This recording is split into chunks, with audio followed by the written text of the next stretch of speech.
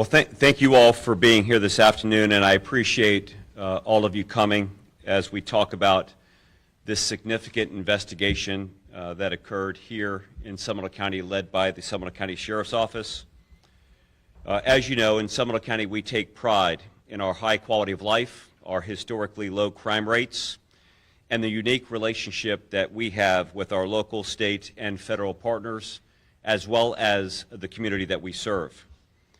Anytime that there is a significant event that demonstrates a blatant lack of consideration of quality of life and is crime-related, it not only affects the family and the individuals, but creates a well-rounded concern for the fear of crime as well.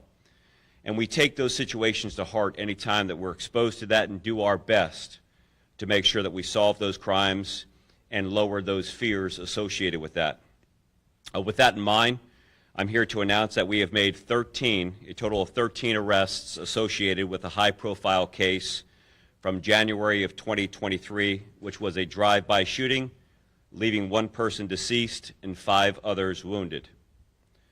While the case is incredibly complicated and the investigative tools and methods used were complex, I want to commend our team here at the Seminole County Sheriff's Office who worked day in and day out to bring justice, in this case, hold those responsible accountable to the fullest extent of the law, and then ultimately make our community safer as a result of their work and effort. I do want to take a moment to provide some historical background on the case, the investigation, and ultimately charges that we announced today. As you recall, the incident occurred on January 16th, 2023 in the late night, early morning hours after a concert was being held at the Barn in Sanford, an incident that, as you recall, was widely covered and reported on by local news media as well as national news media. The artist performing that night was Pierre Delance, a rapper who goes by the stage name Jack Boy. Following his performance, a group left the venue in 2 separate vehicles, heading towards Orlando on County Road 46A in the direction of Interstate 4. One of those vehicles in the caravan was a Mercedes-Benz Sprinter van occupied by 13 people.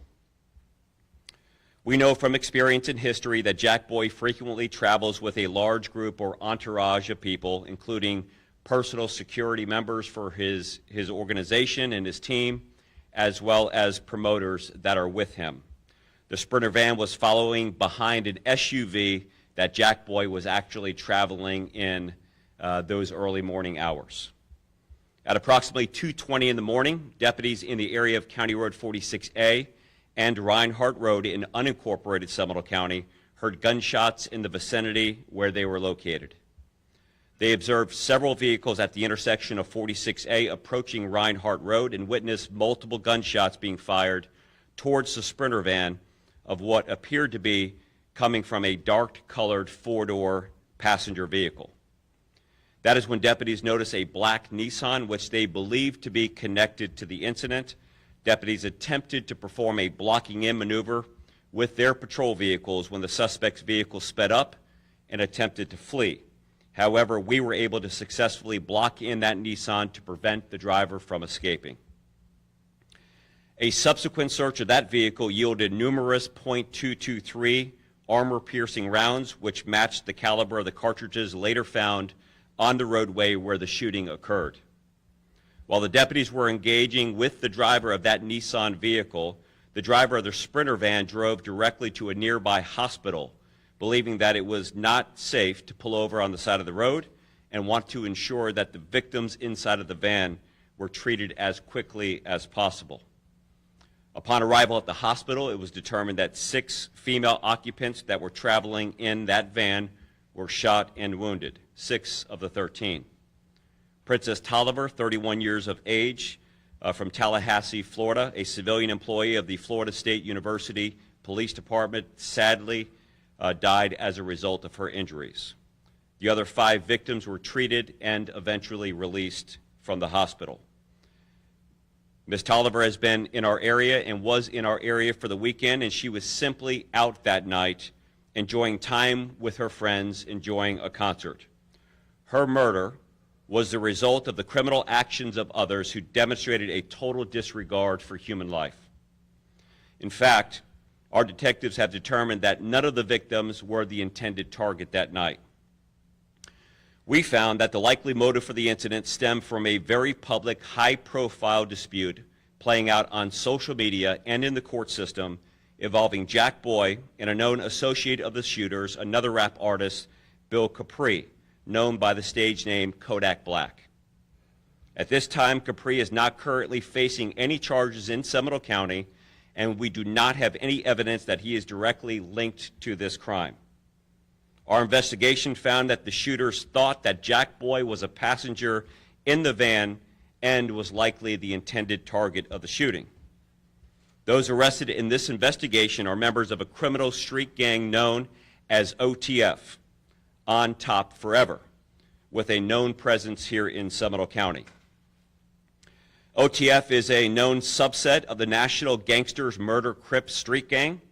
Seminole County policing authorities, along with state and federal partners, have been investigating the activities of this gang and its members for the past decade. This includes our Domestic Security Gang Intelligence and Suppression Unit here at the Seminole County Sheriff's Office. Since 2021, we have arrested 43 known or associated members of OTF on 148 offenses unrelated to this investigation.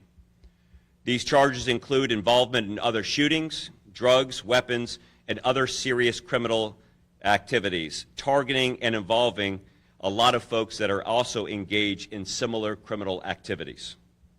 As you can imagine, our detectives poured an incredible amount of time and effort into going through all of the small details of this case and worked nonstop for the past 13 months.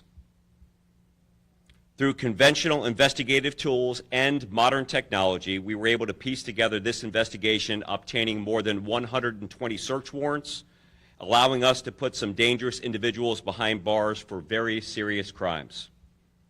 We have determined who was in each of the 6 vehicles that were involved during that particular early morning incident, 2 of which were stolen vehicles. We determined their direction of travel, their weapons used, the pattern of movements, that were all involved in this heinous crime. All of this will be outlined in a nearly 500-page affidavit, will be later made available at a different date after we conclude the full redactions of that 500-page affidavit, or nearly 500-page affidavit, and we will make sure that we release that to the public and the members of the media as soon as we have the opportunity to go through that. Last Friday morning, our Domestic Security Gang Intelligence and Suppression Unit, with the assistance of the U.S. Marshal Services, the Orlando Police Department, the Orange County Sheriff's Office, we were able to arrest 8 suspects and take them into custody. Another 5 were already in custody on court-ordered supervision for unrelated charges, including one who is currently serving prison time in North Carolina on felony firearms charges. These 5 individuals have been now charged for their involvement in this case that I'm briefing on this afternoon. It is crucial to highlight our knowledge and findings of the majority of these suspects, as they are considered, all of them, to be incredibly dangerous individuals. They all have prior criminal history, and many of them with serious, dangerous pasts. The charges are as follows. Ravante Daniels and Trayvon Whitaker are charged with 1 count of first-degree premeditated murder, 5 counts of attempted first-degree premeditated murder, 1 count on unlawful use of a two-way communication device, and then 1 count of RICO for the racketeering involvement with this organized crime group. Rayquarius Davis, Robin Hickman Jr., Quadarius Holly, Quavon Watson, and John Williams, Ja Michael Wright, are charged with first-degree premeditated murder, 5 counts of attempted first-degree premeditated murder, 1 count of unlawful use of a two-way communication device, 1 count of electronic communication promoting a criminal gang, and then, of course, RICO as the last charge, 1 count. Alvarez Cosby, currently in federal custody in North Carolina, will be eventually extradited to Seminole County Sheriff's Office and booked into the John E. Polk Correctional Facility on the following charges: 1 count of first-degree premeditated murder, 5 counts of attempted first-degree premeditated murder, 1 count of unlawful use of a two-way communication device, 1 count of directing the activities of a criminal gang, 1 count of RICO, and 1 count of electronic communication promoting gang activity. Thalis Iman and Darren Siplin are charged with 1 count of first-degree premeditated murder, 5 counts of attempted first-degree premeditated murder, 1 count of unlawful use of a two-way communication device, 1 count of grand theft auto, and 1 count of RICO. Additionally, Danica Hare was charged with 1 count of perjury in prosecution of a capital offense, and Valerie Smith was charged with 1 count of accessory after the fact to a capital felony. Both females are currently in custody here in Seminole County at the John E. Polk Correctional Facility. It's important to note that we still have 1 individual who is outstanding at this time. Everybody else has been arrested. The person who is outstanding is Trayvon Law. Law's charges include 1 count of first-degree premeditated murder, 5 counts of attempted first-degree premeditated murder, 1 count of unlawful use of a two-way communication device, and the last charge is RICO charge, racketeering.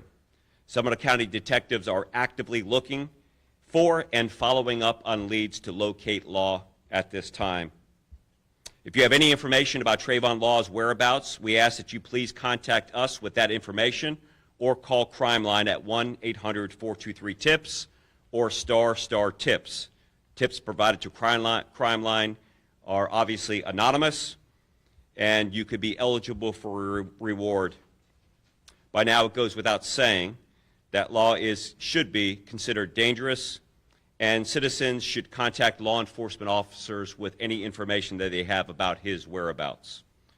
Although these types of incidents in Seminole County are rather unusual, we utilize all available resources to make sure that we're doing what we can to solve these cases. We work to locate these individuals and to ensure that the street gang activity, acts, and behaviors are not tolerated within our community. We don't do this alone. Our local partners all agree with this philosophy and invest all of their resources and efforts to make sure that we can accomplish that. Once we locate Trayvon Law, our investigation in this case will be completed.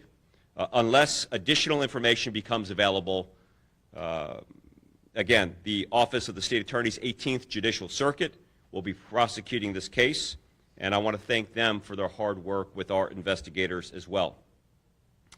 Finally, I want to express our deepest condolences to the victims, and in particular, Princess Tolliver's family, as they continue to grieve her loss.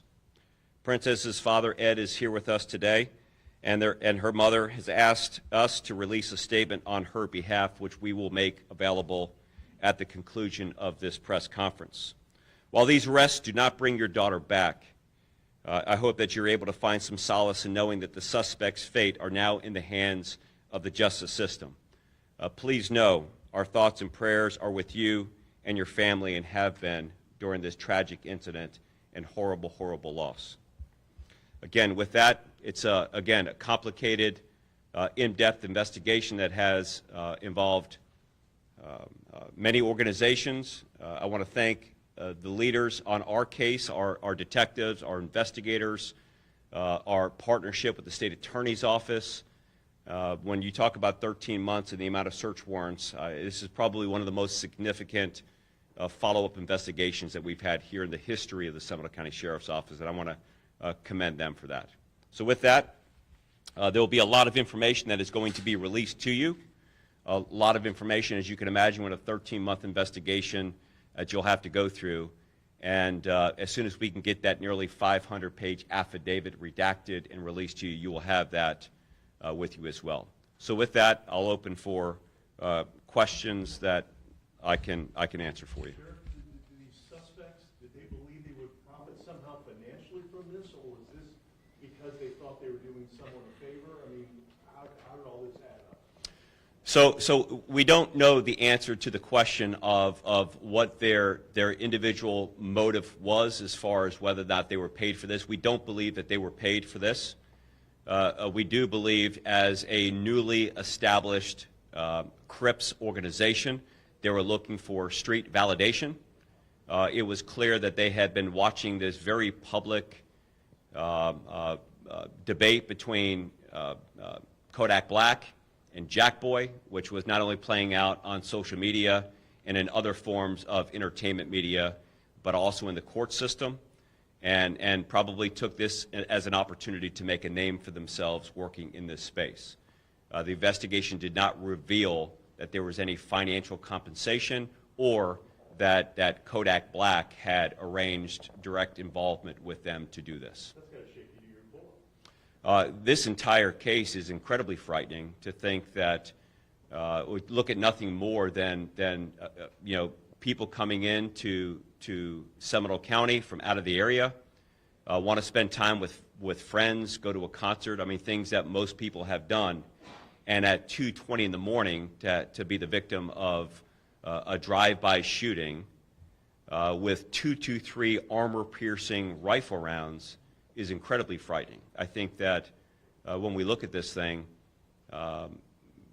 any person who is a witness to this is going to have some concerns.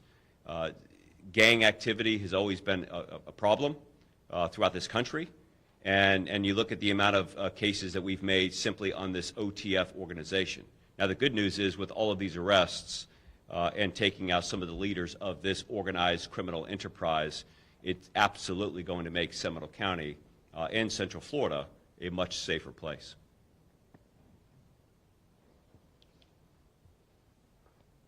Okay. Thank you for being here, and God bless you and your family. You'll always be a part of this organization, anything we can do to help you. And again, one-on-one, whatever information we have to release, I'm sure in the coming days we'll be able to do that. So thank you all, and thank you to all the investigators back there in the back that really worked hard and made sure that we can take some very, very bad people off the streets. Thank you.